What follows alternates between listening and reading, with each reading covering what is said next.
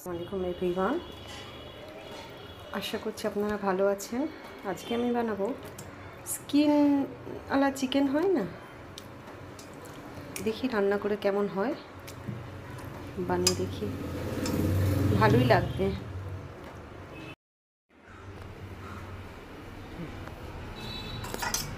আদা, রসুন, দই সমস্ত মশলা দিয়ে চিকেনটাকে আগে আমি ম্যারিনেট করে নিচ্ছি। তারপরে এটাকে আমি আলু দিয়ে বানাবো।